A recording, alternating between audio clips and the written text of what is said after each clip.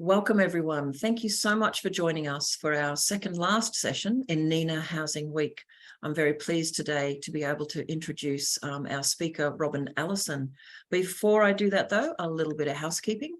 I would like to remind folks to stay on mute if possible, please.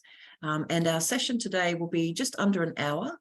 And then as soon as we've finished hearing from Robin and having discussions, we'll be going straight into our final session for NENA Housing Week, which will be the Roundtable. That will be 12:30 p.m. Brisbane time, 1:30 p.m. Eastern Daylight Savings Time. So first of all, I'd like to introduce myself.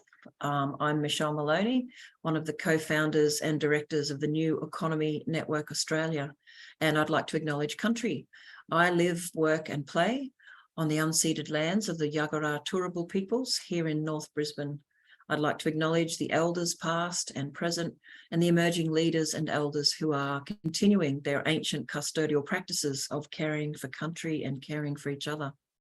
Here where I live, I'm on the edge of the coastal side of things, and there's a number of beautiful pockets of waterholes and places that still bear the name of the Turrbal language, including Nudgee Nunda, Black Duck Waterhole.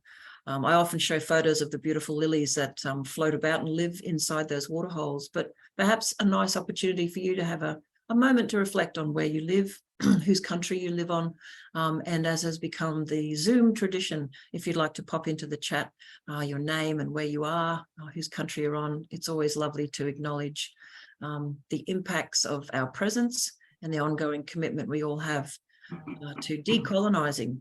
So on that note, a quick word about NENA. The New Economy Network Australia was created loosely after our 2016 conference that Bronwyn Morgan and I organised in Sydney. And then the following year in 2017, we formed up as this really beautiful network of individuals and organisations interested in supporting each other to build a different economic system. And a lot of our work has been focused on peer-to-peer support. We're not lobbying governments for anything just yet. It's all been about connecting very diverse and different topics of work, but ensuring that terrific people find out about each other, support each other, collaborate where possible, and raise community and other voices about the economic system that we want. And the economic system that we want is something that is safe and fair and just for human beings, and safe and fair and wonderful for non-human life as well. So NENA is very committed to long-term structural reform. And although we often talk about earth-centered governance and all the nice, good, important soul food, fluffy things, myself included, we're also very interested in the hard, sharp, pointy end of what our economic systems are doing to people and place. And it's on that note that we, Eleanor Pereira and myself, and others inside Co-Housing Australia and NENA, this is our second NENA Housing Week, and we've covered topics as broad as the big picture philosophical reasons as to why property and investments in this country are going so crazy, through to discussions about women in housing, socially just and unjust ways of doing housing, and some sustainability conversations, financial structures, and alternative legal tenure options. It's been quite a varied week. So with that in mind, I'm really delighted to hand over to Robin Allison. She's an architect by trade and is associated with Earthsong, but I'll let you, Allison, introduce yourself and tell folks about your wonderful work and address this topic of a crucible for change. Thank you, Robin. Thanks so much, Michelle, and tēnā koutou katoa to everybody here. Ko Robin Allison, tōku ingoa. Ko Earthsong, tōku kāinga, no tāmaki makaurau ahau. So that's just to introduce myself in the Māori language, because they are the tangata whenua, the people of the land of Aotearoa, New Zealand, where I come from. And I really treasure that introduction of each of ourselves with our place where we come from and the people who preceded us. So thank you for that. So I'm going to introduce myself and introduce my community, Earthsong Eco Neighbourhood. And really this session is, like, I understand you've had an amazing array of speakers and topics over the week. And this session is really to bring us each back to ourselves and where we fit within all of that that can be done, and recognizing, I guess, reminding ourselves what we have to bring to that work of creating the world that we want. So that's the idea behind this session, and I've called it Co-Housing as a Crucible for Change. So I will first of all, oh, I need to share my screen, so just let me do that. There we go. So does that all come out all right? So co-housing as a crucible for change. So just to introduce myself, I trained as an architect, and for quite a number of years I was designing single houses for couples, families, individuals, and they're always sustainable eco-passive solar houses. But I started to think that maybe there was more, I could have a bigger influence than that, really. There was more important work than just creating one-off houses for individual families. And I also, at that time, this is 27 years ago, I had 2 young children and lived in the suburbs, in a single house in the suburbs. I just felt that life was really, there were better ways of organizing housing. It just felt very unsupported, very isolated. And I knew as an architect that there were a whole range of other ways that cultures around the world organize housing, and some of them really create spaces that are much more supportive for us as people.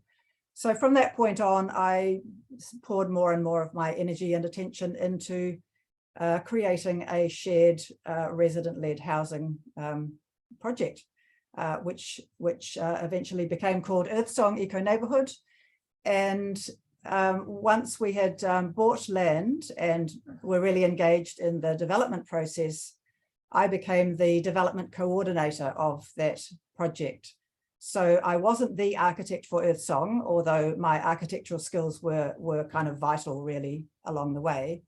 But I was more the overall driver and manager and coordinator of the whole project. So the liaison person between our very involved group of people who wanted to live there and the other world, which is the world of construction and consents and council and banks and architect and engineer and all those outside people that we needed to be involved in order to create Earthsong. So I was that sort of that pivot person that translated the one world to another and back again. I've since written a book about that called Co-Housing for Life. And that's because it just felt like the most incredible journey that we went through, and we learned so much along the way and are still learning. And I know so many people who want to live in a more connected way and a more sustainable way, and it just felt like of service really to write both the story of how Earthsong came about from my perspective in my particular role, and also all of the things we learned. So there's chapters on governance, you know, how a group of people can actually work together in a consensus model and make progress, work effectively, and the design elements that make a difference, and the whole journey of putting a project like this together and getting funding and consents and all of that. So there's a lot of practical information in there, as well as the story of our journey, which had its challenges for sure. It was very long and very hard, and ultimately just incredibly rewarding. So that's the reason for my visit to Australia, actually, is to promote my book and talk to other communities about what you're doing here. This workshop is really, I'll give a presentation, then I'll invite you to to have some quiet reflection time, and I will lead you through a few questions to reflect on, and then we'll come back together for 10 minutes or so and feedback any kind of insights or comments that we come up with. So first of all, I will just introduce my community, Earth Song, in a little bit more detail. So Earth Song is a co-housing community based on the co-housing model, and we have 32 homes and common facilities on 3 acres of land, so 1.2 hectares of land. We're actually suburban, so we're within the Auckland metropolitan area, right out on the western edge, but we're not rural. And I think some people kind of make that assumption that you've got to go rural to be an eco neighborhood. Well, we intentionally stayed in the city, near public transport, train line, community facilities, etc. And that was part of the sustainability, actually. So this is us. You can actually see in this this photo that our driveway coming in, this is our common house here and common green, and our pedestrian pathway coming through the middle in a big figure 8, and the houses. So we started off in 1995, and one of the first things we did is got really clear about our vision, and that was about articulating what was the absolute nub of what we were trying to do, what were the core values and the reason we were working together and putting this effort in. And it boils down to 3 main elements. So environmental sustainability was one of them. There was a real emphasis on building sustainable houses, going as far as we possibly could in every aspect of that. So that's all about the buildings and the design. It's about the materials that we used, the services, the water, the electricity, etc., and also how we designed the gardens and using the permaculture model. So really using those principles as a absolute sort of guidance to what we wanted to put in place. The second and equal commitment was to social sustainability, and that means different things to different people. But for me, it meant things like a feeling of belonging, a feeling of having the ability to participate and you know, change. The support, the safety, the camaraderie, the fun, etc. And for us, the co-housing model really was the model that we used that had the best balance between an individual life and a shared life. So allowing both of those things to be in place. And then the third and equal commitment was to education through demonstrations. So we were never going to just build our housing neighborhood just for us as a lovely place to live. There was a real commitment to sharing whatever we learned to help us as a society build more sustainable housing. And so that was part of the motivation for writing my book. It's why we have tours and a very extensive website, etc. So that vision really was critical to our success, and I just can't emphasize that enough. Getting clear about the most important things about what we were trying to do just gave us that guidance throughout the whole project and continues to keep us aligned and kind of on board with each other, really.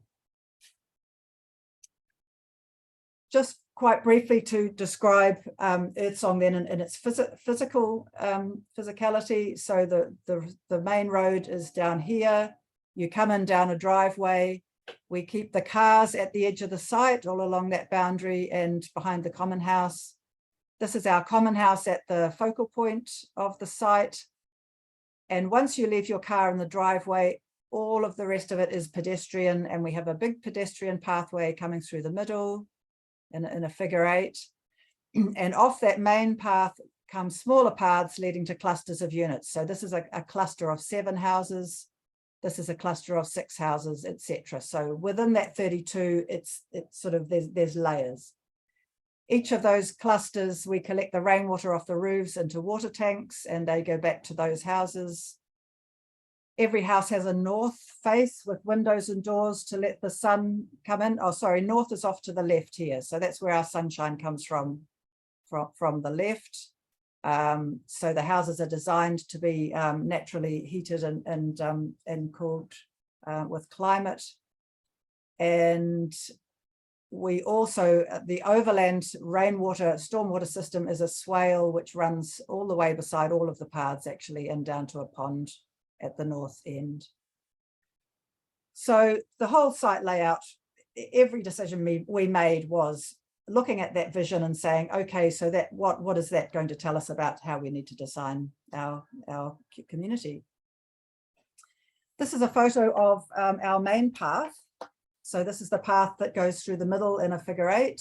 It's all wheelchair accessible, nice gentle gradient, wide enough for, you know, people and trolleys to pass, because we really wanted to have the whole age range living at Earthsong. That's part of social sustainability for us, is having intergenerational living. We've had a number of babies born at Earthsong. We have children, school-age children, teenagers, young adults, older adults, etc. And the mix, the range of ages just makes such a rich and supportive community, and it works for all of those ages. The houses and buildings, as I said, they're all passive solar. This is the north face of 2 houses. So the sun comes through the windows, hits the concrete floor, keeps the houses warm. We've used rammed earth walls on the ground floor of all the houses. So big, thick, heavyweight walls, and then untreated, naturally durable timbers upstairs. They all have a pergola on the north for summer shading. They all have a solar hot water heater on the roof to heat the water. All of the materials are non-toxic, low energy, as durable and local as possible, etc. So all of those things mattered. And then when we look at the social sustainability, you know, having that range of ages, that diversity just makes for a very interesting and cohesive community most of the time, not always. You know, obviously there are differences because of that, and we learn how to work those through and kind of value the whole more than, you know, getting our way on any one small issue.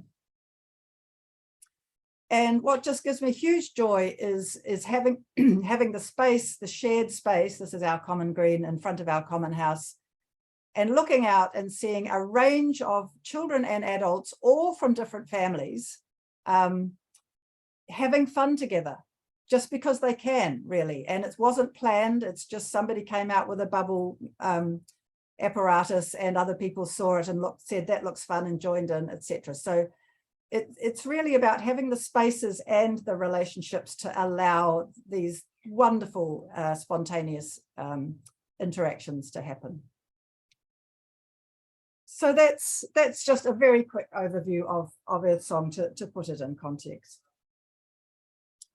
Now I want to talk about where we are, you know, in Earth's history, really. And I think most people agree now that we live in an extraordinary time, really very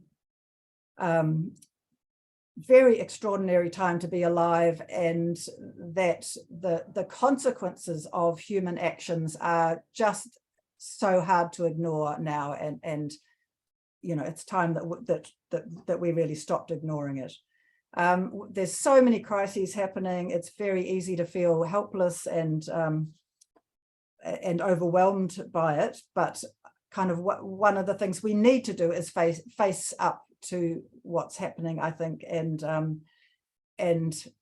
be present to that rather than ignoring and carrying on as normal. So we're really facing a tsunami of crises which threaten our existence on Earth. Climate change, biodiversity loss, conflicts, extremes of poverty, etc. And all of those crises are connected. I believe, and a lot of other people believe. So they're not individual things that all happen to be happening at the same time. They all are interconnected. It's huge and mind-bogglingly complex, and no one of us can save the world, you know. So I think we should stop giving ourselves a hard time for not being able to save the world. It's not up to any single one of us to do that. But at the same time, we can't leave it to them, you know, to the government or those larger organizations. I believe that it will take billions and billions of smaller actions that together will add up to what we need to do to give ourselves a future, really. And that work needs to happen at all levels, from individual choices we make right up to activism and government, and, you know, asking governments to change laws and things. But really reminding ourselves that the powerful layer in between, I think, is when we work together as individuals in communities. So it's not just each of us, well, it's important what our each individual actions are, and it's when we work together with other people that it has much more of a possibility of having significant effect. And so it's that layer really that I'm wanting to focus on, and that is epitomized for me by co-housing, actually, or any kind of resident-led housing. So I chose the title Crucible for this session. And, you know, what does crucible mean? Well, it's a little container that can withstand huge pressure in order to change some elements, melt metal, or other substances can mix together. And it's also a word that's used for a situation of severe trial, or in which different elements interact, leading to the creation of something new. And I think that's a very apt metaphor for the stresses that we are under as humans on Earth at this time. And, you know, whether or not we take action, whether we live in co-housing or not, we are under pressure from those crises. And so I guess I want to remind us of the things that we perhaps have learnt by being part of a shared housing situation that can be of use. So hopefully you will take something positive from this, and not the distress and despair that facing up to these things often causes.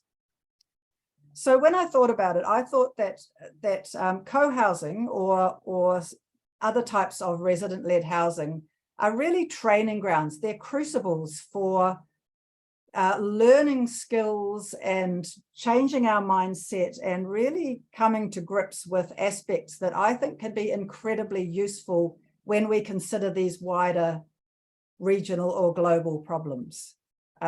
So this session is really about reminding ourselves what those things are that we learn when we work together with other people of good heart, and how powerful and useful they can be, actually. So when I thought about co-housing, and I'm going to say co-housing, but it's also not just co-housing. So I think for those of you who don't live in some resident-led housing situation, you can instead think of a project that you've been part of, where you've worked together with other people, other diverse people, and you've worked on a project together to create, you know, something new, that the future that you want, or some change in life. So it's very applicable to those things as well. So 7 reasons why I felt that co-housing can be a crucible for change. When I think about co-housing, I think it's both and. So we're each individual people, we don't give up our individuality to be in co-housing. We're diverse people from different backgrounds. We have, you know, different values, often different experiences, and that still stays. We're still individuals. However, in co-housing or in a project where you're working together, we are also part of a circle of people working together on something, in this case, co-housing. And that is like another entity that is bigger than us and includes all of the other people working on it. And there's lots of connections between us. And the more connections we make between us as individuals, the stronger that group is. So that's kind of the first reason. I think really co-housing for me epitomizes that, being both an individual and part of a collective. And that's really powerful. So co-housing requires diverse people to recognize a common goal and work together, each bringing their own skills and contributions. In co-housing, we spend time listening to each other and understanding the perspectives and comments of other people, and then together finding a way forward that we're all willing to go forward with. So in co-housing, we've been learning the craft of working together, of giving it time, of listening to each other, and being willing to put aside, some of our own individual preferences in order that together we can move forward. And that's quite a skill that is not necessarily part of our, being part of our Western society. Number 3 is agency and influence. So in co-housing, almost always there's a consensus model of decision making, and that means that each of us in that circle have some agency, some ability to influence the whole, and that's also quite a rare thing, because I think in a democratic society, it's very easy to think that actually it doesn't matter who I vote for, or you're just one tiny anonymous person amongst a million others. In consensus decision making and co-housing, each of us is important. We each have agency and influence in the decisions, and that kind of means that we're each responsible. We can't sort of say, oh well, it's I don't have any ability to change this, so it doesn't matter. Actually, in co-housing, we learn that it does matter what each of us does. Number 4 is we build relationship. We get to know our neighbors because we share common spaces together, we share events and times, we share decision making, and it really builds sort of strong relationships, strong neighborly relationships. And that's very supportive. That gives a lot of support to people at different times in their lives. And it means that we're accountable.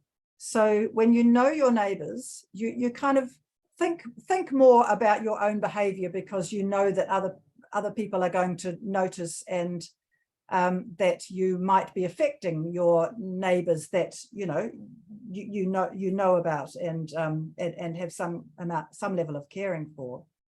So, and also we know that we're living together, so we can't just walk away if there's a conflict. So there's much more reason to work it through when there's conflict, rather than just walking away and ignoring somebody. And all of these things, I think, are, I really, really think they're important things that we need in order to address, these bigger issues in life. In a shared living situation, in sort of resident-led housing, where there's shared home places, shared resources, we learn to care about our shared home and to care for our shared home. So in co-housing, there's a common house usually, and it's each of our home. It's just that it's home that we share with other people.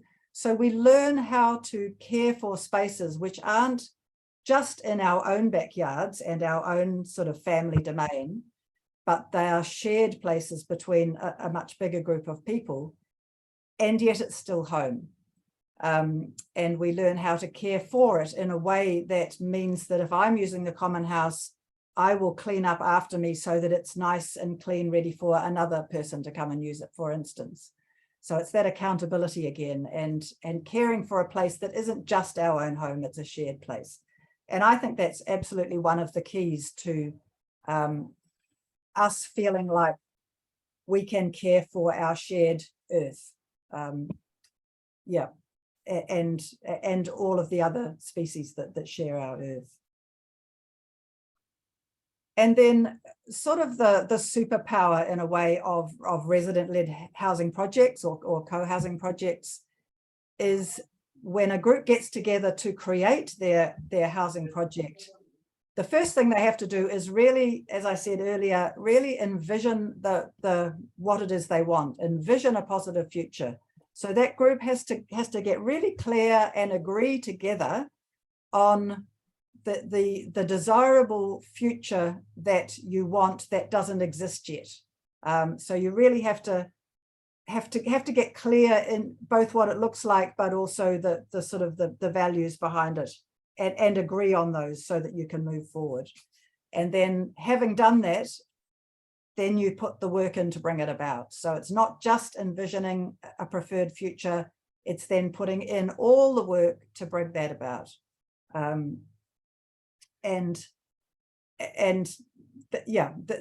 Again, that is something that I think can really be applied to the wider issues that we're facing.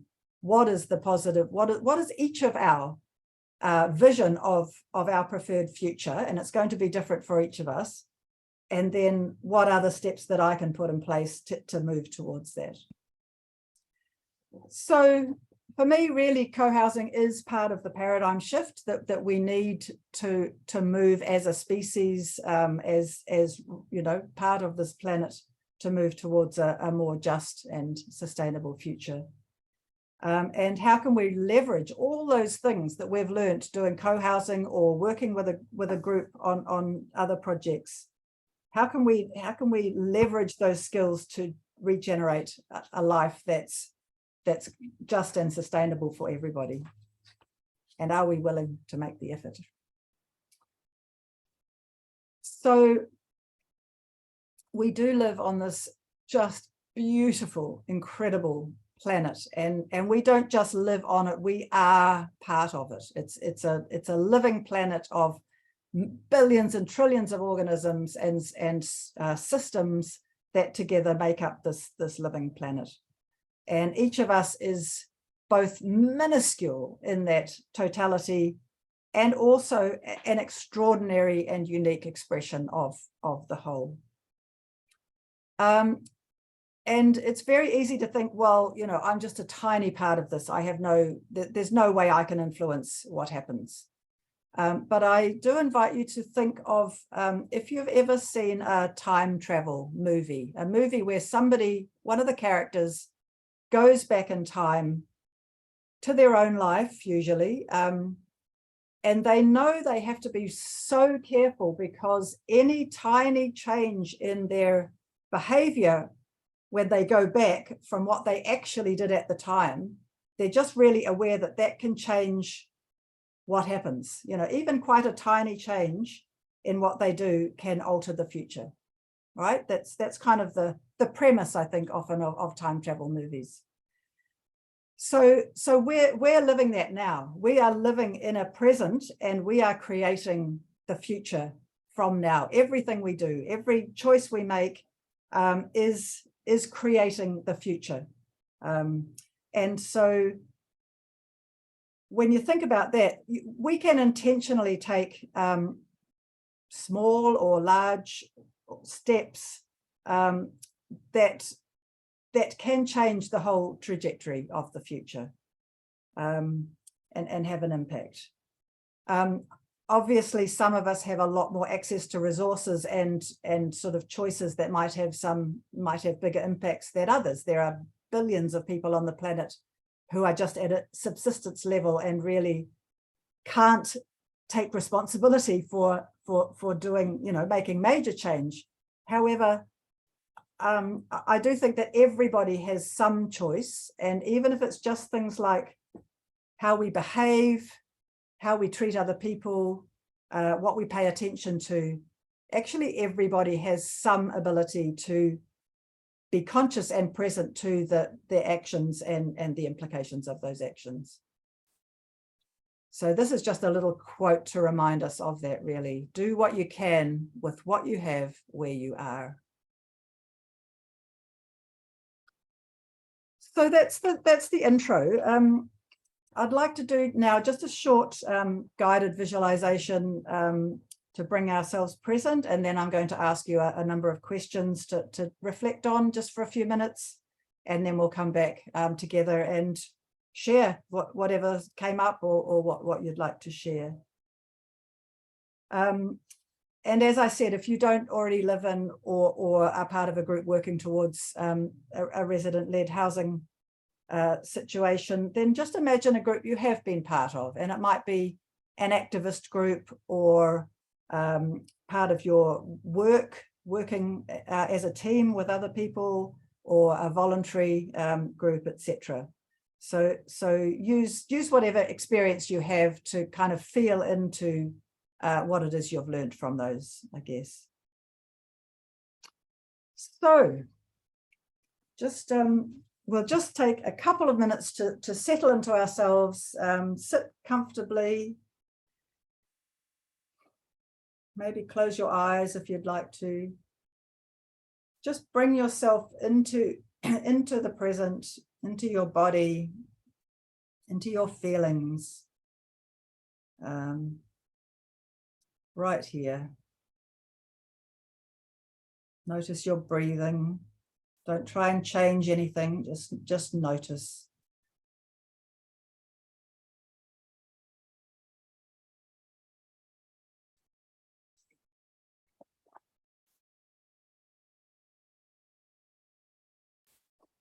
And then imagine that you are back in your group context, in your community or in your work group or your activist group. And imagine being there. So take a walk around your community or your project. And notice what you can see, what you can hear. What do you smell? Who else is there? And how does it feel? And how do you feel?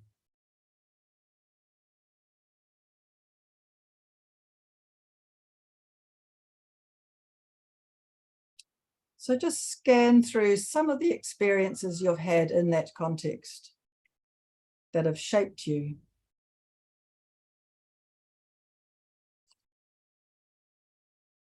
What do you value and cherish about that context of working together?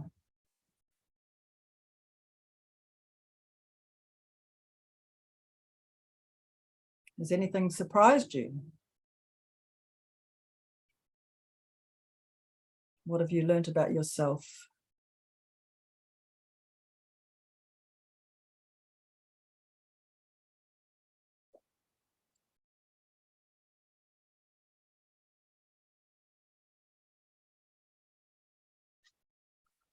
And just slowly come back into the room. And I'm just going to close the door because there's quite a lot of noise happening.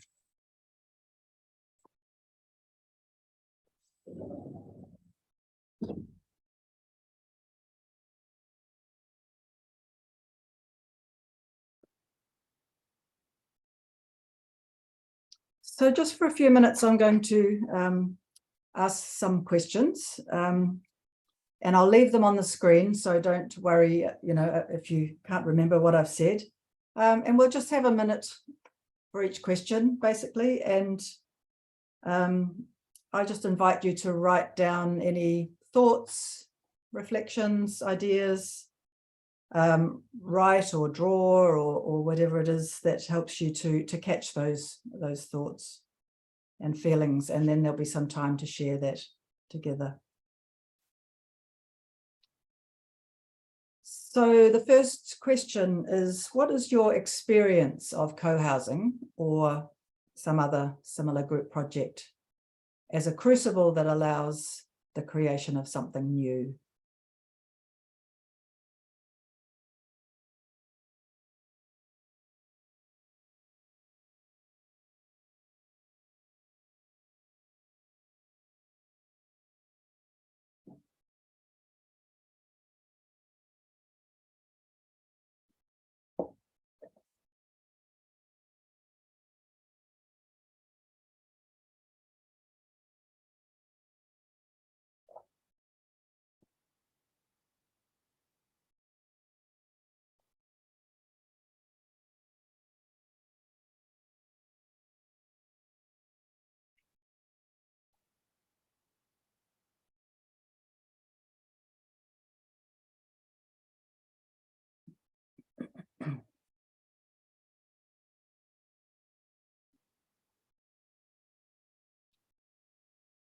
What have you learnt living in or working towards your project that has changed you?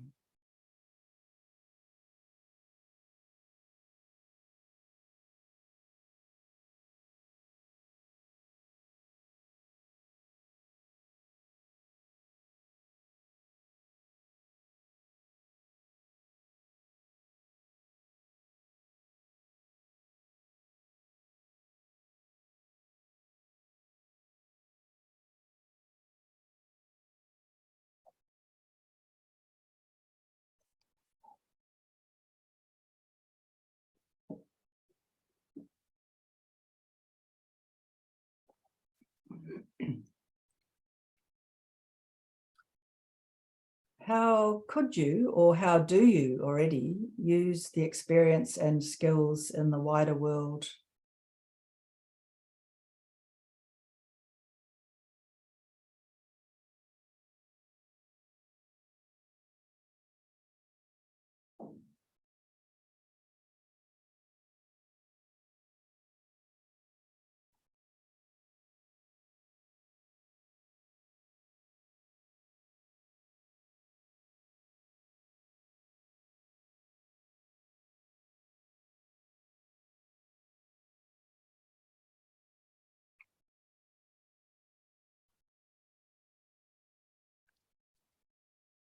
And what ideas arising from these questions energize you? What feels like it lights you up, that you feel energy for?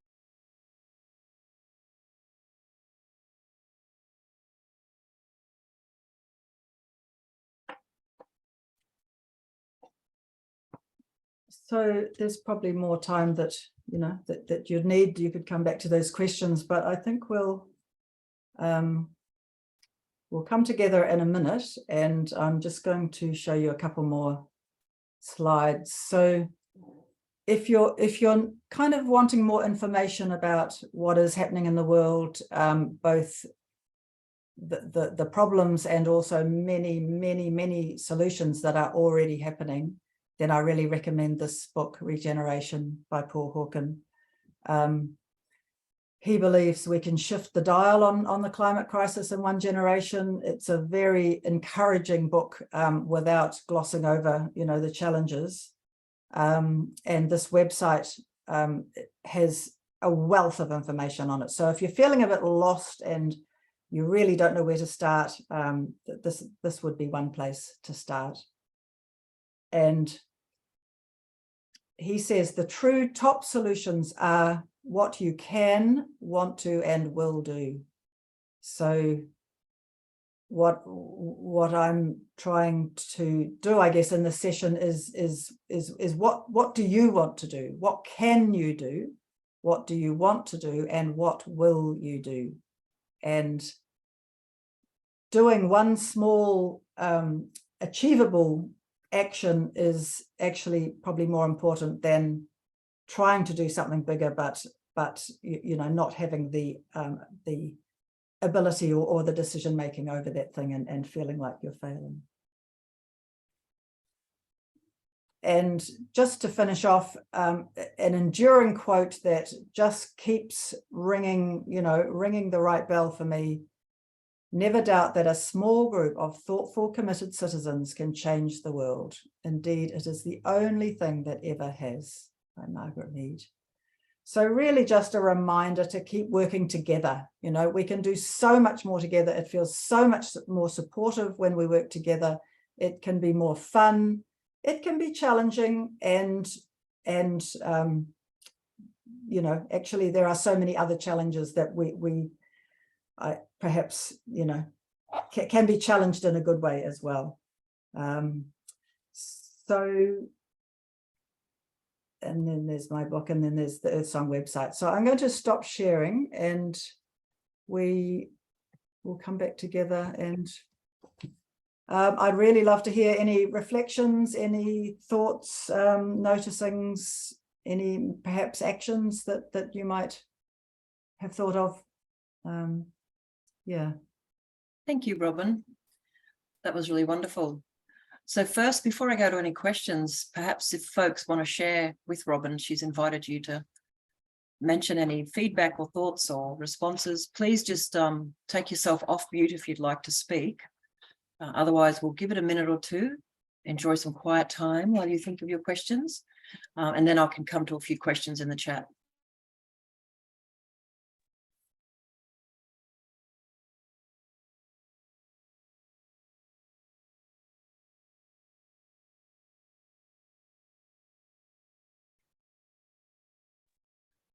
Okay, well, for now, we might let everyone pause with those thoughts they're having, and I'll come back into the chat.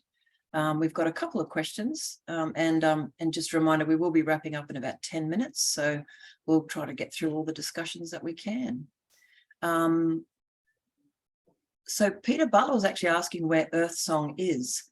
And I'm not sure if he asked that question before you mentioned it, or whether you'd like to just remind folks what town, city, place, GPS details. Yeah, Auckland, New Zealand. So we're out on the western edge of the Auckland metropolitan area. Yeah, Ranui, on the train line. Come and visit. Can you remind us how large the space is? It's 1.2 hectares, and we have 32 houses and common facilities. So it's technically medium density housing, but it feels and looks very different from any other medium density housing because the cars don't come through the middle. Yeah, no, it's absolutely beautiful. Adam Russell has asked, he says, very inspiring talk, thank you. Do you see an opportunity to retrofit co-housing to existing suburbs with their 600 to 800 square metre lots? It's definitely been done in other parts of the world.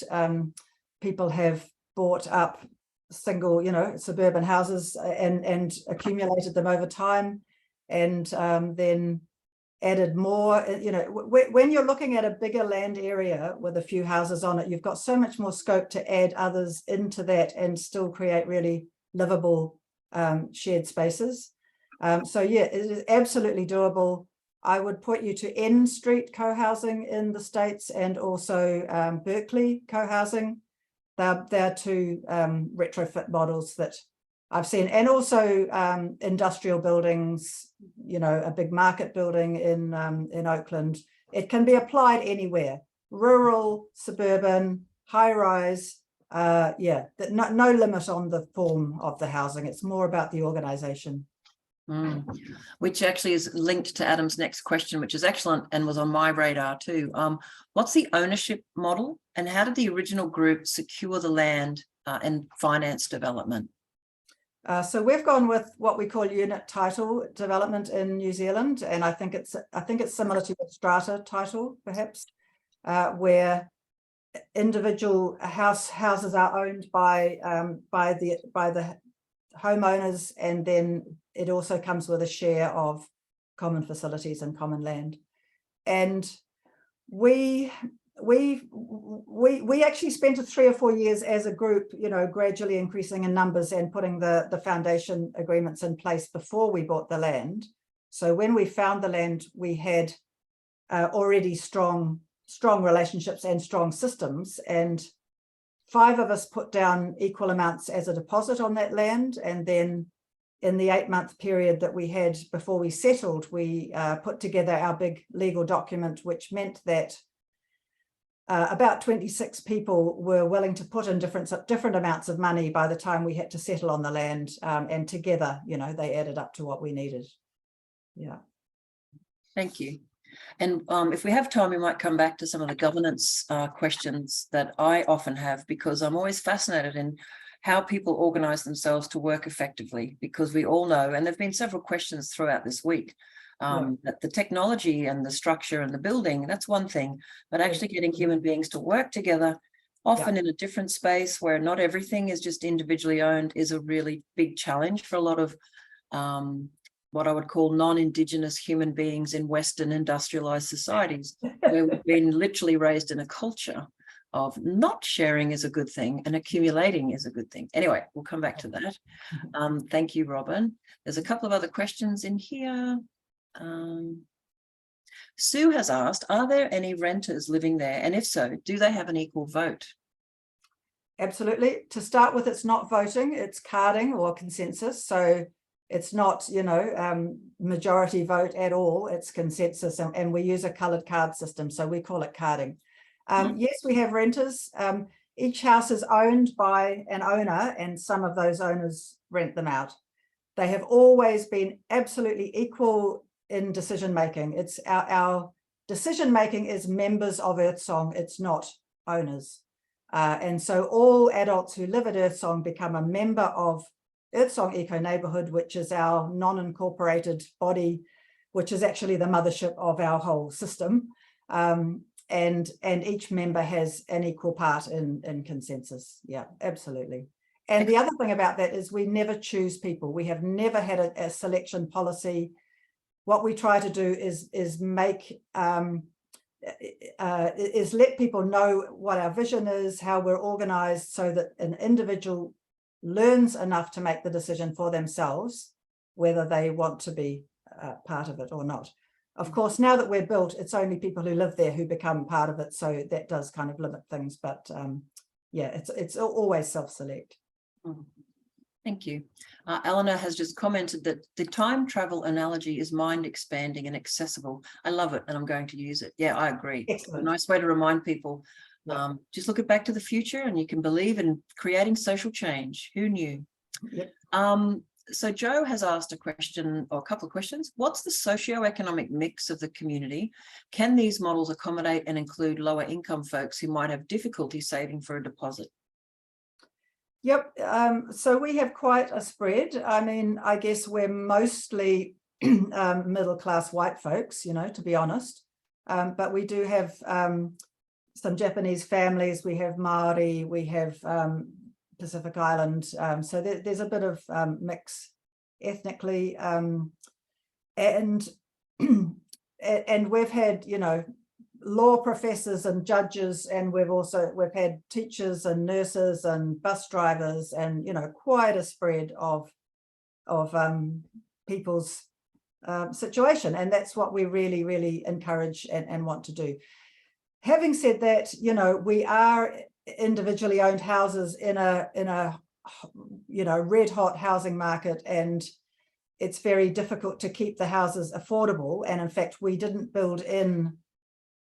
didn't think that far ahead, you know, to build in a kind of affordable model as people on sell. Was definitely affordable to start with.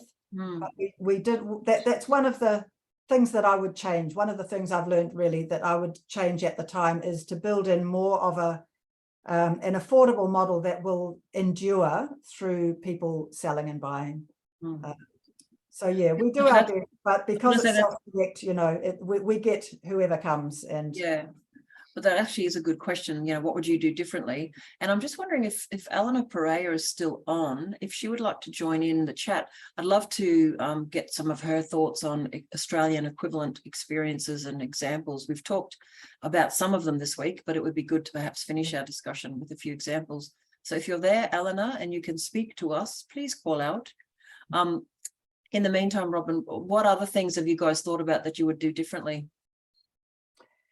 Well, not a lot, to be honest. I mean, I would hope that basically we navigated the situation that we had as best as we possibly could, depending on who was in the group and the resources we had and everything else. So other situations are different, other people, groups are different. You have different resources, different time, whatever. So it's very hard to say, okay, we should have done this or we should have done that, because we just navigated the path that we could make progress on, and other projects are going to be different.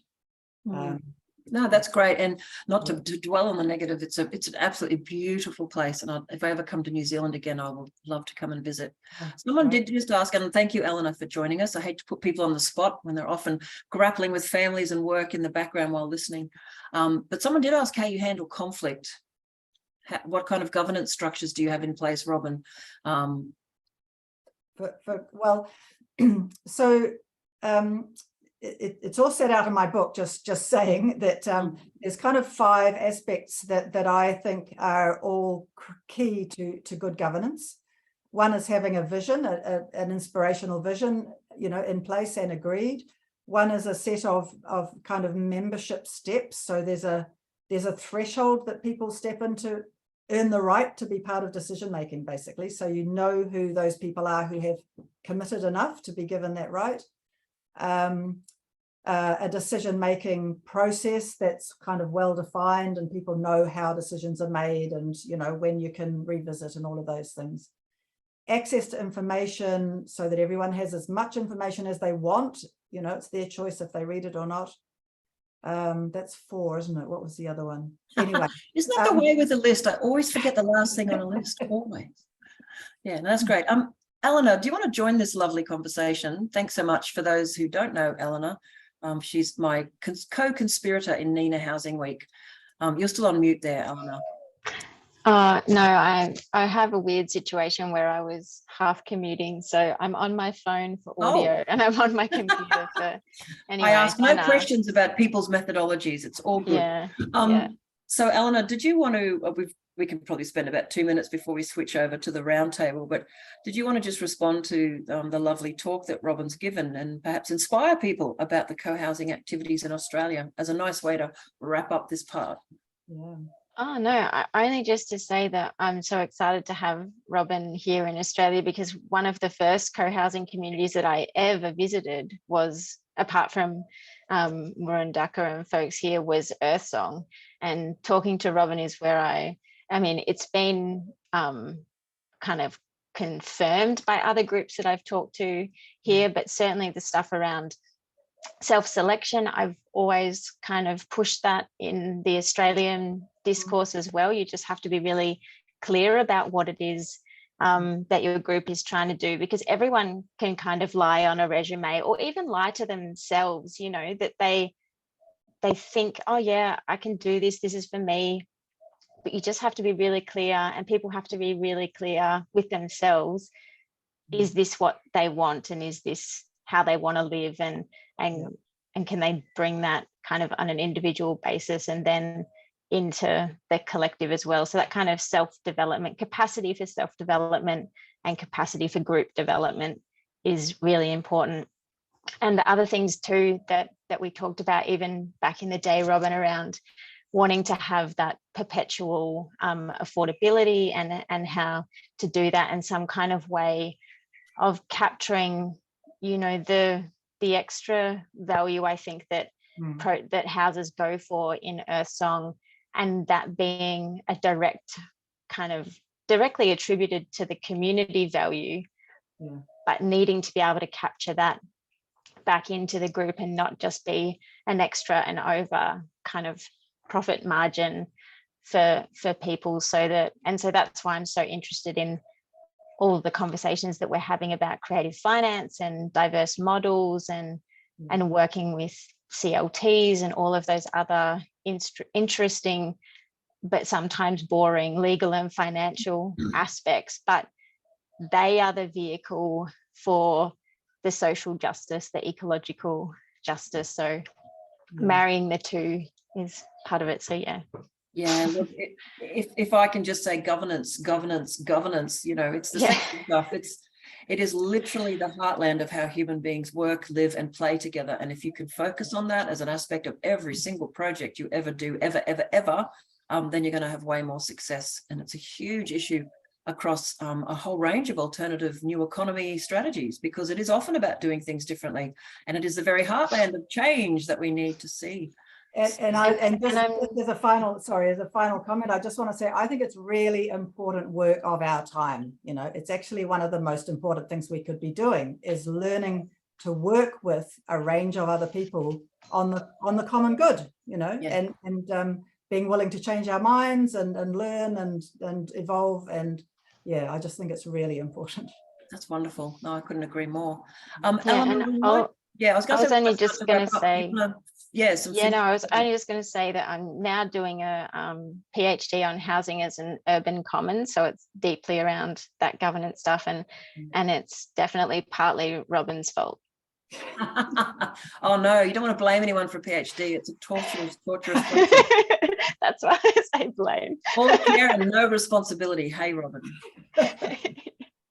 All right. Well, look, thank you, everyone. And thanks to everyone for your lovely questions and your attention. What we'll do is very strangely sort of officially wrap up. We might take a minute. Actually, you know what? Let's go crazy. Let's have 3 minutes break. And if anyone needs to duck off and have a bio break, as one of my American friends now refers to it, if you need the loo or a cup of tea, please go forth and do. It's 12:35. Let's come back just before 12:39. And really the roundtable is going to be, the first part will be a kind of loose space for people to reflect on stuff they've been talking about and hearing about this week. Then we're going to share with you a Google document that you can either add to in real time today or come back to, and I'll speak to all of that in a moment. So please take a little bio break, even if you just stand up and stretch. And Eleanor, if you want to unplug yourself from various devices, now's a good time. But Robin, Alison, thank you so much for sharing that wonderful story. I think the beautiful photos you've showed too are really, they kind of nestle in your brain, and just a lovely optimistic vision of another way of living. So thank you for your time today, Robin. And thank you, everyone. Hope to see you still here in a couple of minutes. Thanks, everyone. Okay, bye.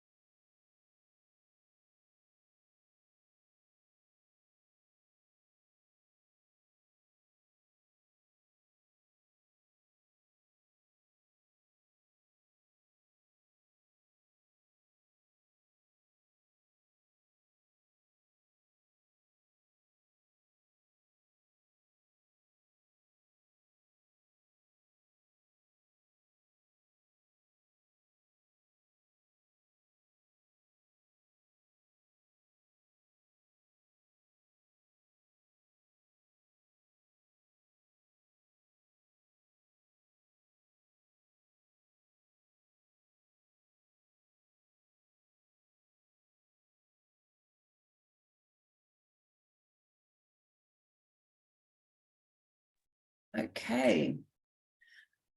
Okay, everyone, if you're still out there in Zoom land, may I invite you to consider taking your, turning your video back on, and we might all have a chat.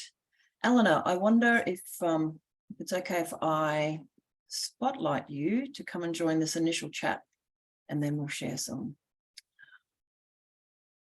further discussions with everyone. I can't spotlight her until she turns her video back on.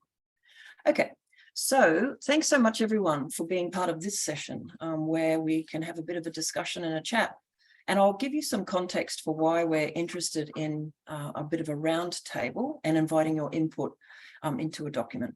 So again, the New Economy Network Australia is a really beautiful network of individuals and organisations who are already building a new economic system for Australia or interested in doing so. And we have a distributed governance network as a system, meaning we've got lots of different sectoral hubs. And pre-COVID, we had an emerging geographic hub, meaning place-based hubs with folks coming together. And we're about to resurrect many of those place-based hubs, kicking off with a Lithgow regional symposium at the end of November. And there's a number of regional symposia planned for communities around Australia next year, including Brisbane, Perth, Nowra, and a couple of other places, Adelaide and other good things. So what we're trying to do as a network is we're not a group that lobbies government directly. There is no one NENA position yet, maybe in years to come, if we're ever a funded entity, that could happen. As a group of individuals and organisations who volunteer to share into the network, to coordinate the network, to host webinars and conferences, what we are building, and it's taken a little while because everyone's so very busy, is a shared strategy for a civil society strategy for the new economy. And I'll talk about it a bit more in a minute and give you some examples. And all we did is over the last 12 to 14 months, we set up a template that invited folks across our sectoral hubs to share their ideas about the issues that are going on in their world, in their sector, in their profession, that they want to see change happen in order to build this new economy. So early next year, we're going to take this, it's almost 40 pages of document with ideas from our First Nations hub about a whole range of economic issues that need to be addressed, from food, from health, from a whole bunch of other things. And we have some initial work done by the wonderful Housing Hub.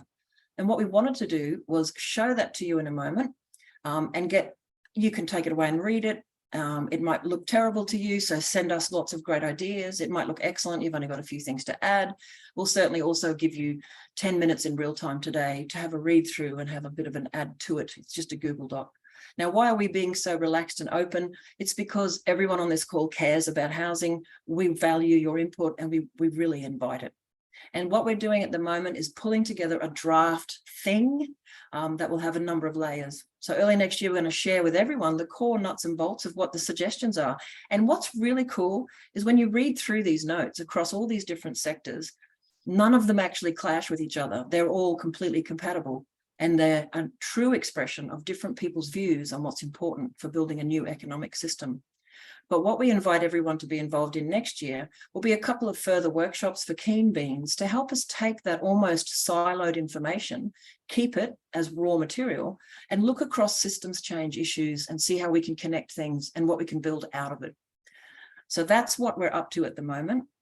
And that's what we'll come to shortly. But what I did want to do was invite anyone on this call. We'll start with speakers who've been with us this week to just share some reflections on what they've been hearing and thinking about this week as we focus on Australia's housing crisis. And if Eleanor is still there and wants to turn her video on, I might invite Eleanor to come up first. And if she's not there, I see Matt Daly, who's also part of Co-Housing Australia. Matt, with your permission, I'm going to grab you and get you to come up. Just give me 1 second, folks. I'm wrestling with buttons. Why is it so hard today? There we go. Hello, Matt. How are you? You're on mute. Yep. No. Hey, everyone. Yeah, good.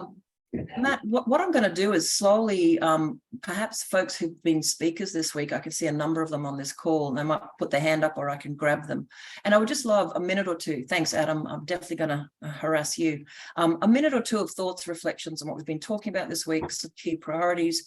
And then, because we're a cooperative, not a service delivery model, I'll invite you to pop those notes onto our Google Doc.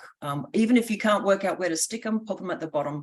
It's all good. So I hope that's okay. It's highly interactive and a relaxed format. So Matt, what have you been thinking about this week and what do you think is important? Yeah, this will be completely disorganized thoughts. So it's a disorganized world, Matt. It's a disorganized world.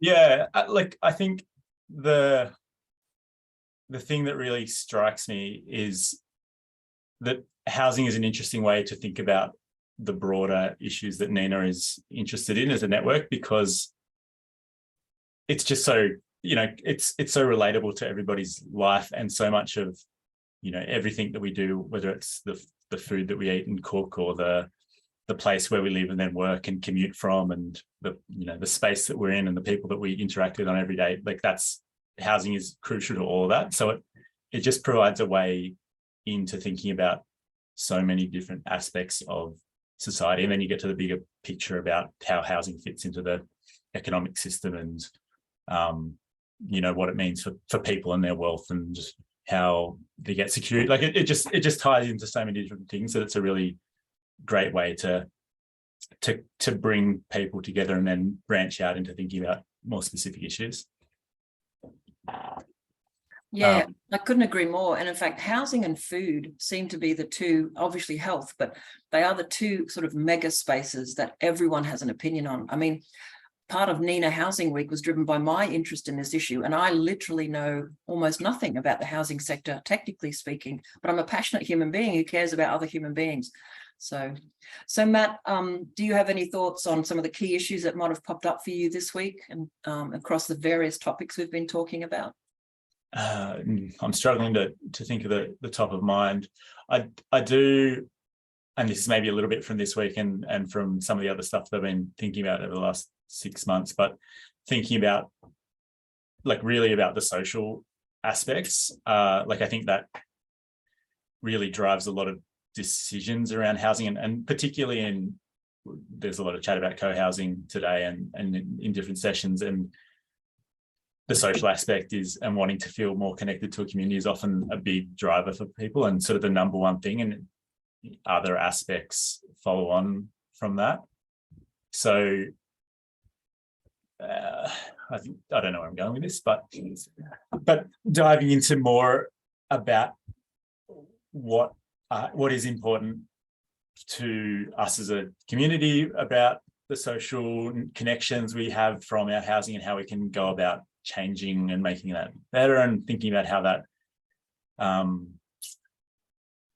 don't have a concise concluding sentence. No, I totally get you, Matt. And it pretty much leads off from where we were talking in the last session about governance, people, how we work together and focus on what it is that we need, and how we collaborate as a society.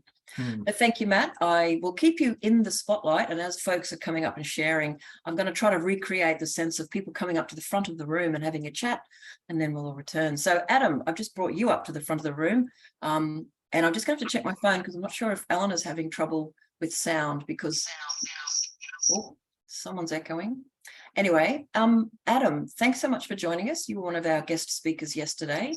Yeah, I wish I saw some of the other sessions. Unfortunately, I wasn't. Well, they're all being recorded, and I really urge you all at your convenience to sit down and watch pockets of the recordings. They'll all be up by next week, neatly found on the page that the program's on, so you can dip in and out of some of these key issues and listen again. But Adam, you had some wonderful designs and buildings and structures. So what's on your mind about housing this week? I just think co-housing particularly is a great place where numerous issues the world's facing can be kind of succinctly dealt with through people coming together and being active and responsive in place.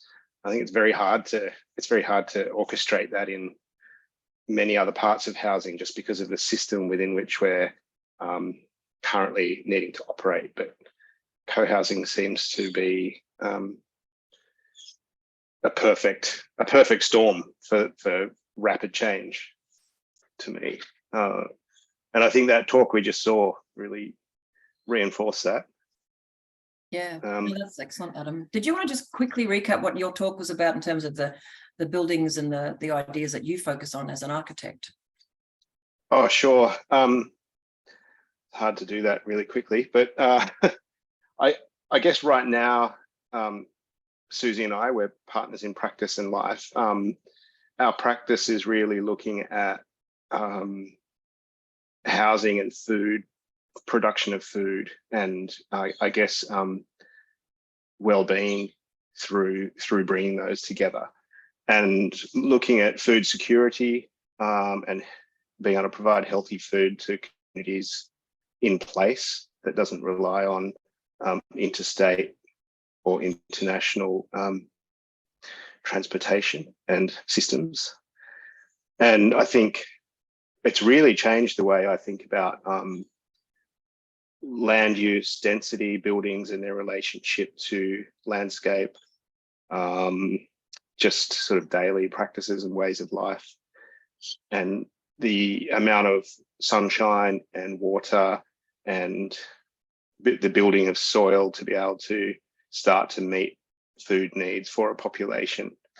I guess I've moved away from being passionate about higher density neighborhoods where walkability to all your daily needs is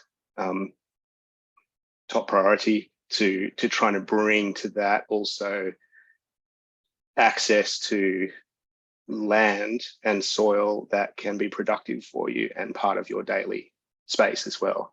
And I think that's actually something that can retrofit to suburbia quite well, where the densities aren't quite as intense, and often their new suburbia has way too big building footprints for the amount of site on each plot. But and Adam, I couldn't agree more. This idea of particularly urban food production. And can I just give a quick plug? One of our founding NENA members, organizational members, Sustain, is hosting Urban Food Month in November right now. And next week, I think on Friday at lunchtime, Nick Rose and others from Sustain I will be hosting them in a webinar to talk about this very issue. Locally grown and created food systems inside our settlements and cities and towns. So it's really, really important. Thanks for sharing. That sounds great. Yeah. We've also got just another little plug. Our garden, our urban farmstead is open for public walkarounds tomorrow. Oh, 10 a.m., 11 a.m. and midday. I'll post the address in the chat if anyone's in the neighborhood. Yeah, absolutely. Look, I can see a couple of other speakers from this week, and I'm assuming that by being here, you don't mind me picking on you, but Carl Fitzgerald, did you want to join us? I'm just trying to see if you've got your video on. Hello. Hello, I'm sorry, mate, I'm a bit slow today. There you are, I shall spotlight you. And we need some women. Come on, where are the women speakers? We had heaps of them. Where are you, Eleanor? She's dropped off again. Hello, Carl. Did you want to just, again, maybe a 1-minute recap on your session, your talk, some of the key issues that were popping up for you? Yeah, we had a great talk on creative tenures and various policies that are in place. Unfortunately, so much of the shared equity is inflationary and not doing much to assist affordability. So yeah, Jasmine Palmer did a fantastic presentation covering the whole gamut of policies on offer, and seeing the New South Wales stamp duty for land tax reform come through in the last 24 hours, having been involved in the highest levels of negotiations with New South Wales Treasury via my role at Prosper Australia. Yeah, bloody spewing to see what we've ended up with, because only first home buyers are the ones who have to rationalise their land use. Investors and lazy land users can stay as they are. Wow. So unfortunately, it's put the most powerful tool for housing affordability on a macro scale on the on the chopping block, if you like, a plan to fail. So very disappointed about that, and it really just ramps home how citizen-led housing alternatives need to be pushed forward, so we can have that tangible effect that affordable housing is actually possible. So yeah, our new NGO Grounded is working to help provide those resources, so anyone interested in community land trusts can, for example, get a pro forma incorporation document to help them get going, and some of those things. So that's what we're working towards. But yeah, it's you know, it's a 20-year housing crisis that continues to go on, and we've got, I think, 3 municipalities in Victoria that have housing officers.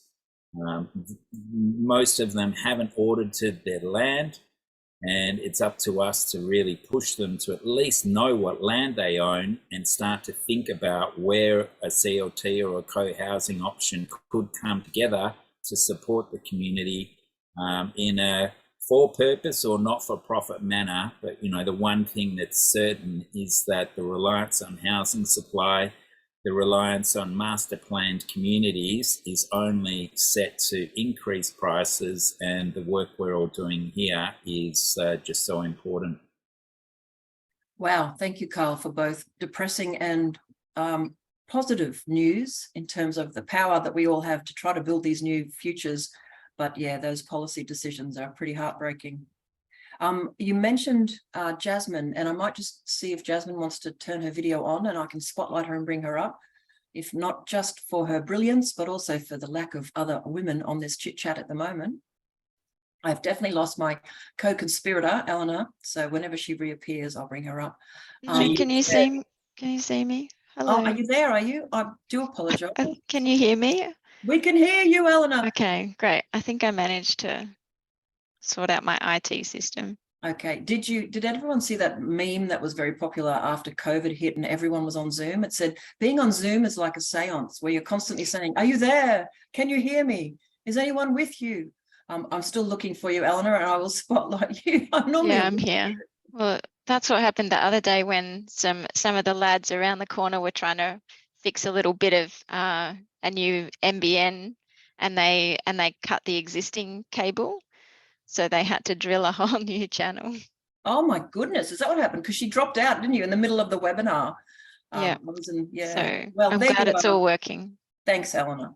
Eleanor, and Jasmine, if you do want to turn your camera on, I'll take that as a sign that you'd like to come and chat. But in the meantime, while I look for you, Eleanor, did you want to share some thoughts about this week? Obviously, you and I have organised most of the week together, so it's important to us, but which bits jumped out at you? Well, I mean, I think bits and pieces from all the speakers, and I think, like you were saying, that the NENA strategy kind of all comes together with no conflicting sort of perspectives. It's very similar with the crew that we've got here around housing, and some of the stuff that has come up for me here and in the past is just the way we conceptualize housing. And I think importantly, in comparison to things like how we conceptualize schooling and health, we still have an appetite in Australia to understand the social benefit of those and the need to pay for that collectively.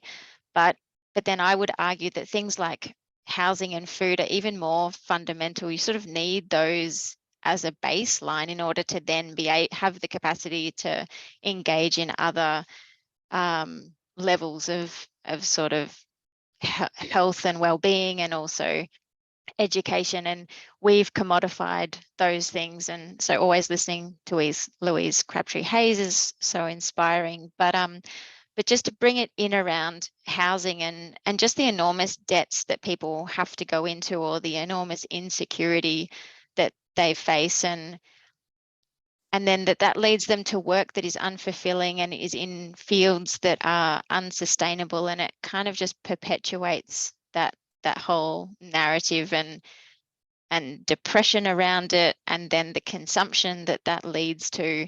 And I think, as Matt was saying, that people are really looking desperately for community, I think partly to help alleviate the individualization of all of that debt and stress, and just that real desire that people have to meet with community, but also to start engaging in all of this collective governance. And then we can start to embark on urban agriculture and all of these other amazing sorts of things. But I mean, and I come from an architectural background, and so I'm kind of interested and fascinated by housing, but I just feel like it's so central to how the whole economy is built and how society is built. And yeah, and the stuff around civilization, you know, how much do we want to build the economy, and how much do we want to build our civilization? Thank you, Eleanor. That was actually a really succinct and wonderful wrap up of why housing matters, and why it's interconnected with everything, including our individual and societal well-being. Thank you, Eleanor. Jasmine, did you have any thoughts, comments, priorities, drums to bang in terms of promos? No drums to bang. However, I'd just like to say I always find these events where we bring together such disparate topics really useful. So thank you guys for arranging it. And I'm sorry that in my role in Co-Housing Australia, I haven't been as engaged with it this year as I would like to have been. However, look, I think the main thing these kinds of events do for me is emphasize or remind me about the complex systemic nature of housing. That, you know, we all identify points of failure within that system, and we wholeheartedly and well-intentionedly attempt to modify the bit that we see as failing. But I think sometimes we don't, and understandably so because of the level of complexity, but we don't understand the other aspects of the complex system to be able to negotiate that alternative solution. So, you know, we can look at one thing and say, well, I see X as the problem, so we're going to rearrange that bit. But the flow on, unintended, otherwise impacts or positive outcomes that come from that are not necessarily always known. So we can focus on building materials, we can focus on community wants to do this, but how do we get it past building restrictions? How do we get it past our social acceptability levels? How do we get people to cooperate? How do we get people to take the risk that they need to if they're going to be able to access an alternative housing solution? So it always reminds me of that level of complexity. And how do I respond to that? I personally try to respond in two ways. One, going, well, I acknowledge that, but I'm not going to let it stop me from taking a step. So sort of, you know, taking on some words there that Sue Gilby just posted in the question there is, you know, asking the question, is a step in the right direction better than no step at all? And I think we have to all remind ourselves that as we make interventions in this complex system of housing, that we're always making a step. Now, the number of projects that I've worked in over the decades that we then get criticism of, oh, but, you know, you couldn't call that officially affordable. It's like, well, we made a step. And hopefully we can progress from that further. So I think for all of us who've presented this week and presented something, we've presented something that's making a step, making a change. And Sue, definitely, I think a step in the right direction is definitely better than no step at all. Thanks, Sue. Thank you, Jasmine, and thank you for answering Sue's question. Now, I can see Martin Freeney, and I'll invite him up. If there are any other speakers this week that I've missed, please forgive me. It's been a very long week. My brain is a little tired, and if I miss you, it's not because you're unimportant. It's because my brain cells are slowing down. So, Martin, I'm going to let you join the spotlighted gang. Martin, thank you so much for joining us this week too. Oh, and I've got some suggestors. So Sue Gilby, wonderful, and somebody else. Sorry, lovelies. So Sue Gilby and Pete Hickson. If you'd like to turn your cameras on, I'll link you up as well. So thank you so much. So Martin, thoughts this week. You gave a very exciting talk to someone like me about, in terms of someone like me, I had not seen the design of the Earthship before. And as I'm a rabid gardener, the idea of having my garden in my home, it was so exciting. But what are the big things for you this week, Martin, when it comes to housing? Perhaps if I could just share one of my reflections on how we build Earthships, which is quite unusual, really. We invite volunteers, and they're paying volunteers. So I actually sort of prefer to think of them as students who are coming to learn these construction methods that are quite, unusual and innovative, and fundamentally and importantly, they're easy to learn. Part of the Earthship concept is that you put these construction systems within the grasp of the common person.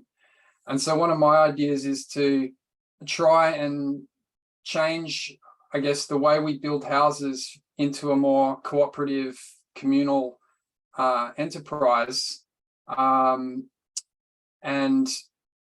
hope that this could be a way that, we drive the cost of housing down, because essentially you're not paying licensed builders to build your home.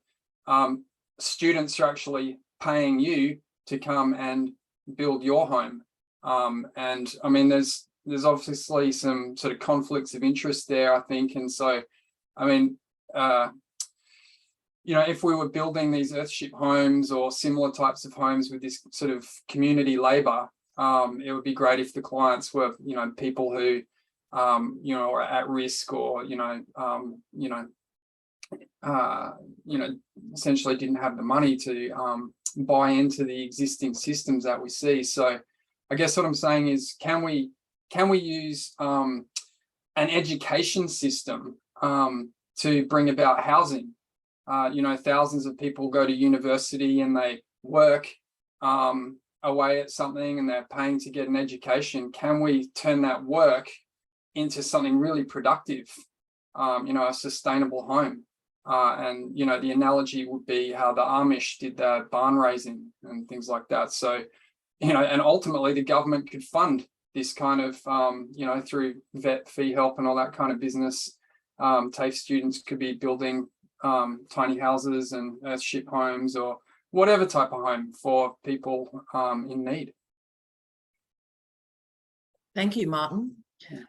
Sounds like a fascinating idea to me. Any thoughts or comments from folks before we might then ask Sue to give some thoughts, but comments, responses to Martin's suggestion? Yes, Matt. Got a question from my parents that kind of relates to that when I was discussing some of the things that had come up this week.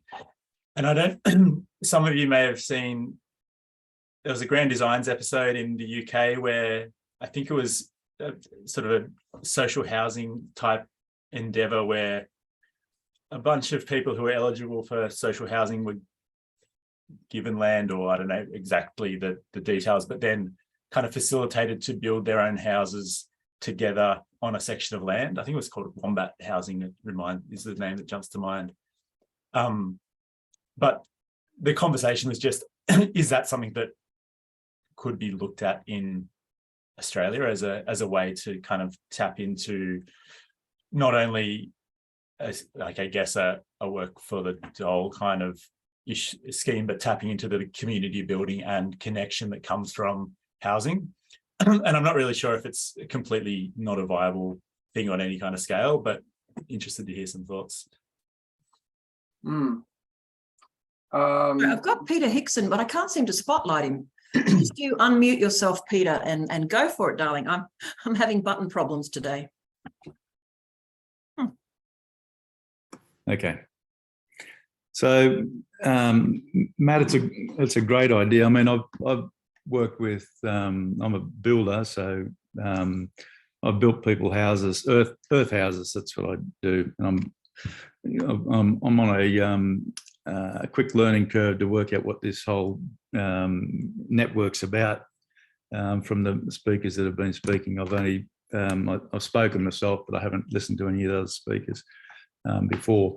But I've been involved with helping owner builders, working in groups, community groups, Aboriginal groups, groups overseas, who are learning how to build, groups of volunteers in Australia. And so I sort of covered all those different ways of building. And I think building with a bunch of volunteers is probably the most fun way of doing it. You know, having a good crew of people and working with them is a good way to build too. But yeah, working with a big bunch of people is always fun.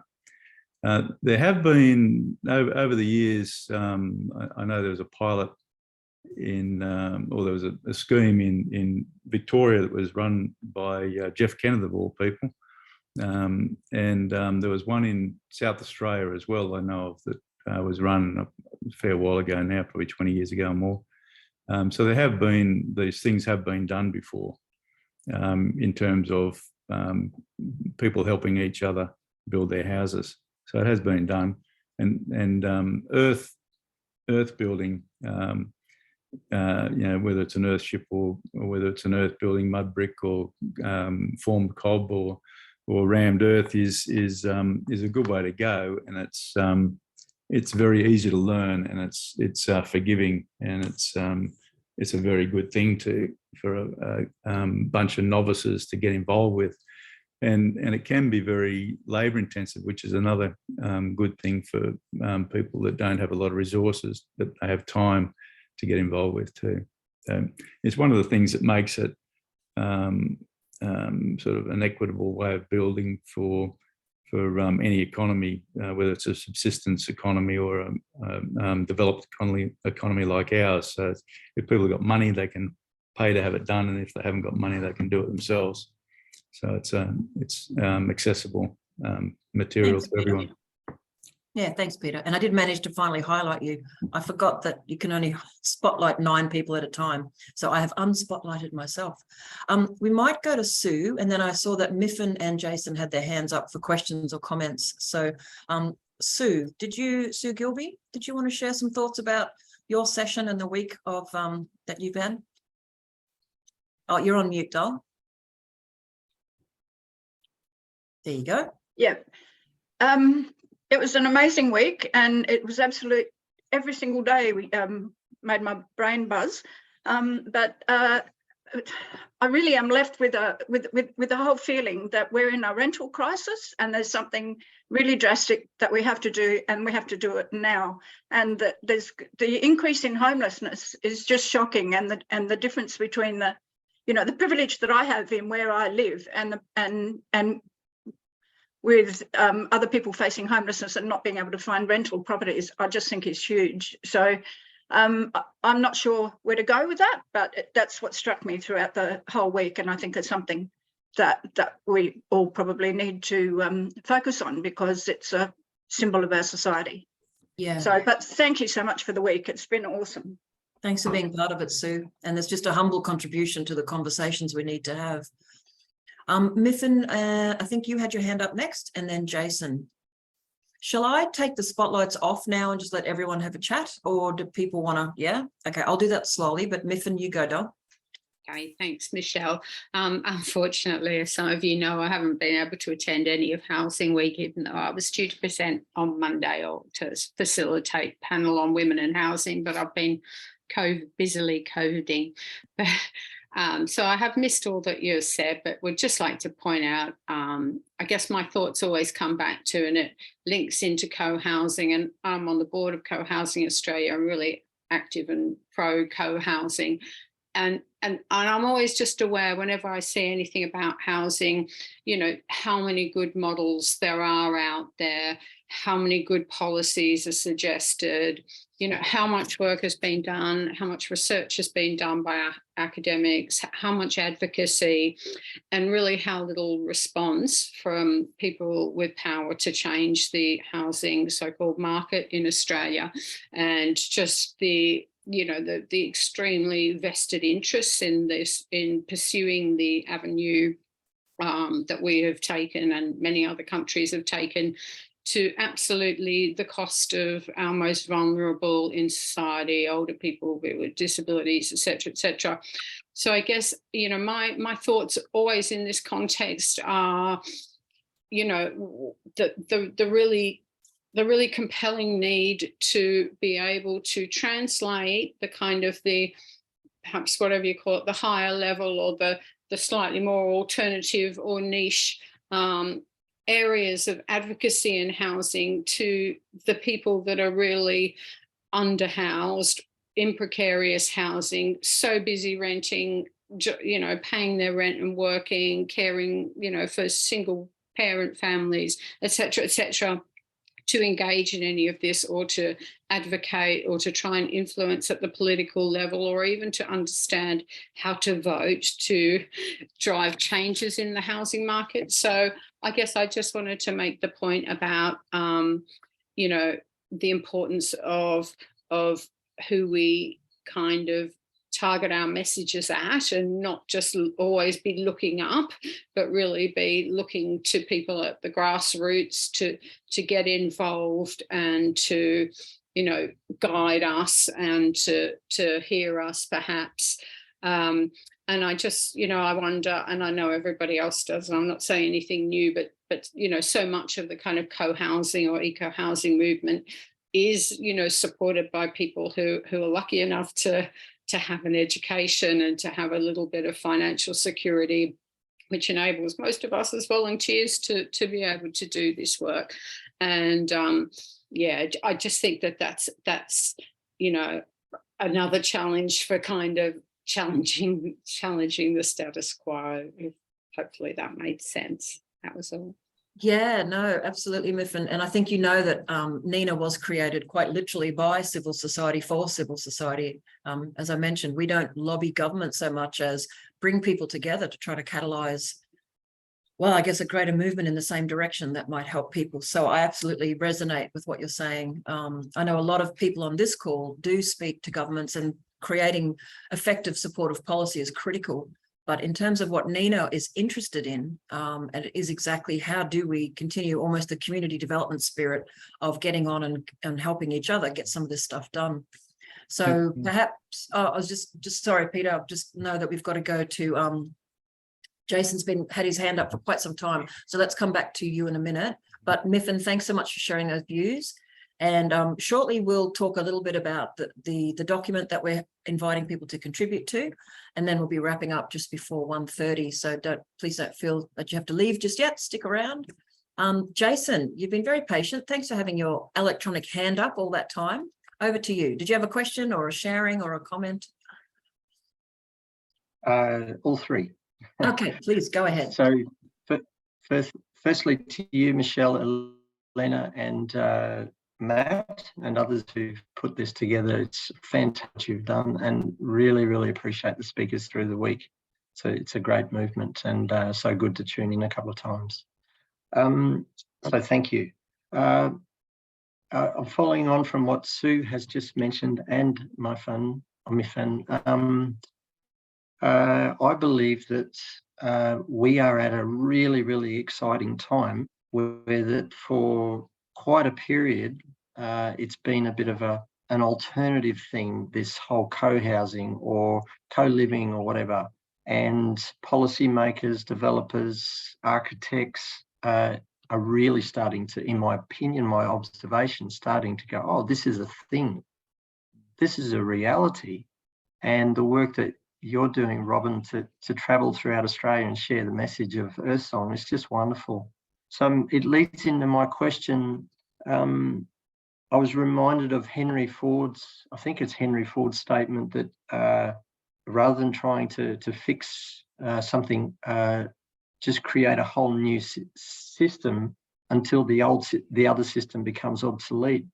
So rather than wait for councils, governments, state governments, national governments, architects foundation, et cetera, what would it take for us under the wing of Global Eco Village Network, Co-Housing Australia, NENA, to either become developers ourselves or to actually roll out this in partnership with Nightingale, whoever we need to actually make them happen, so that all of a sudden, and I mean all of a sudden, it probably could be all overnight, councils say, wow, this is great. How do we support this rather than how do we prevent that? So that's my question. It's almost a a open question to the energy of this group and wider groups. How can we collaborate, not just to talk and research, but actually build? Yes. And Yes. to further that, I live Sunshine Coast. I'm in Maloney. Go to Nambour, Maroochydore, Caloundra. There's people living on the street, in tents, under bridges. It's happening. And amazingly, 3 weeks ago, I was the same. I'm educated, and somehow I've fallen through the loops and applying for jobs. But luckily, I've been able to reach out to the woofing network. So I'm currently woofing for my home and my food. Which brings to a second question. How do we support those amongst us who are doing this great work? I represent, there's others too, to make sure that we have the resources we need to keep fighting. Well, it's not even a fight, keep bringing the message across. And that are my two questions. Firstly, how do we build on this momentum and do something tangible in many locations? And the second is, how do we sustain ourselves in this to make sure that we're in it for the long run? That's my sharing and my questions. Fantastic, Jason. Thank you. And I'm so glad you found somewhere to hang. The woofing community, I'm sure you all know. It's the I can't remember what the acronym means, but it's farming, isn't it? You go and help farm and you find willing workers on organic farms, and another one is HelpX. They're great networks to work in, basically if you're bored. Yeah. And I'm doing organic gardening, so I love it too. That's really great. Yeah. No, that's really great. Now I just wanted to come back, if he's still here. I cut off one of our folks who was going to comment. I think he might have left us. Me? Oh, it's you, Peter. Gosh, I'm having trouble with your screen tonight. Peter, you were going to comment on something, and then I'm going to turn us to thinking about next steps together. And Jason's actually highlighted something that's been bugging me for a long time. If we're all clever and educated, and you've got lawyers like me and architects like you guys and co-housing experts, why the hell can't we go forth and build?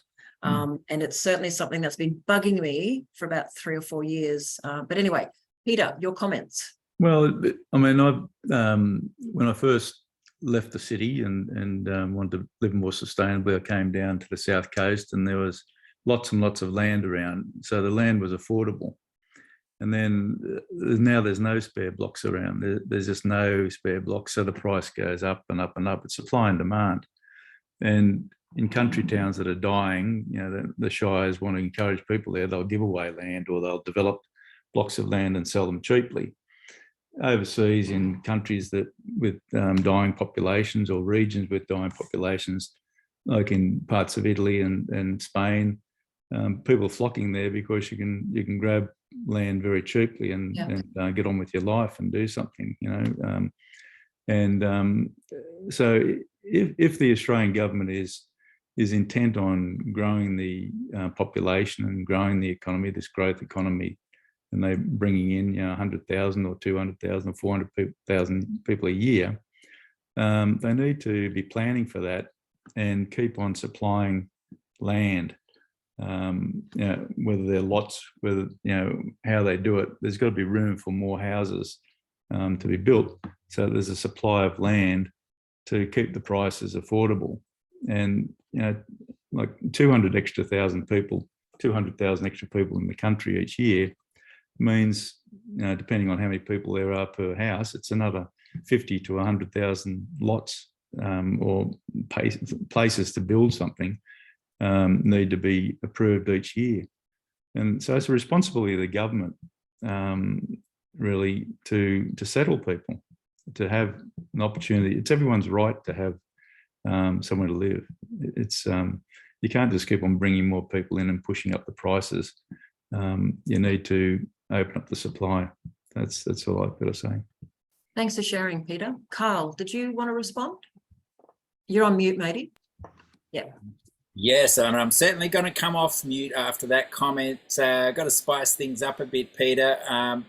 Queensland has about 430,000 lots in their development pipeline. Victoria, a similar amount. New South Wales is the state that does have land supply concerns. But really, this belief that we need more and more sprawl during a housing supply crisis where we don't measure vacant property at a government level, is the crux of where the problem is. And it's all about creating distractions so that land bankers can sit happily lobbying for more infrastructure. Sure, lobbying for more immigration, that's part of the trick, but we can't say that government hasn't created enough land. We need to refine that statement by saying government has not provided enough oversight of what happens once they rezone that land. And I'd encourage everyone to read my recent report called Staged Releases. You can find that at prosper.org.au, and you'll see that we analysed 110,000 housing lots owned within 9 master plan communities along the East Coast, and found that after an average of 9.5 years, only 26% of sites had been sold. And it was actually fascinating to see the state-by-state difference. New South Wales was doing reasonable. They were delivering on their master plan communities in 20 years. In Victoria, on average, it was 25 years. But in Queensland, it was 65 years. Good grief. And developers are actually given a land tax subsidy in Queensland. And on top of that, they are approving mega master plan communities of minimum 20,000 up to 45,000 lots. And Springfield, which had their own legislation written for them so they could prove to the bankers they were meaningful in mid-1996, I think it was, they've never let land prices fall.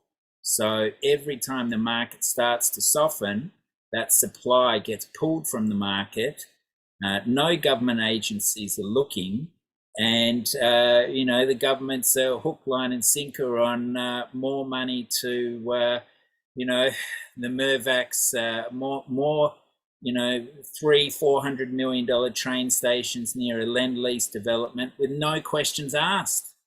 So, I'm pulling my hair out trying to get to the ACCC to say, come on, guys, people are screaming for somewhere to live.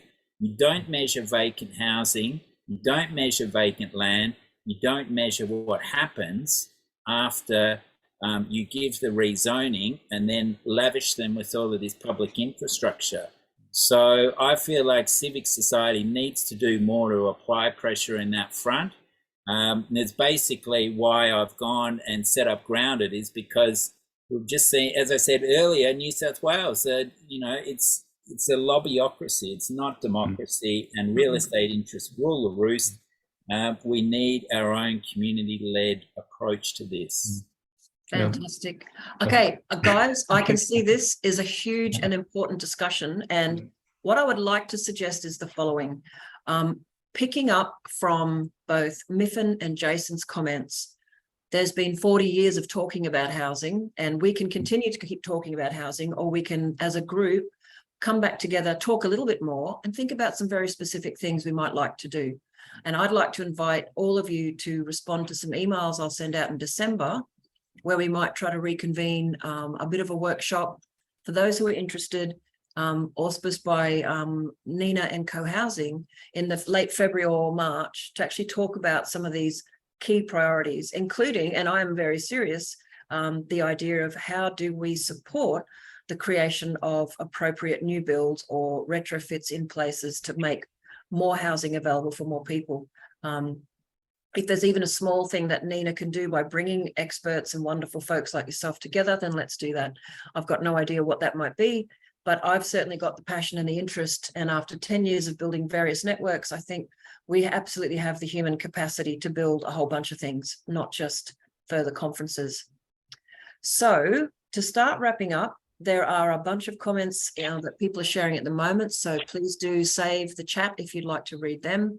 What I have done is put into the chat. I'm just trying to find it. There's been quite a flurry. We've got a a Google Doc. My God, I need some lunch. We've got a Google Doc. I'm going to put it in here again.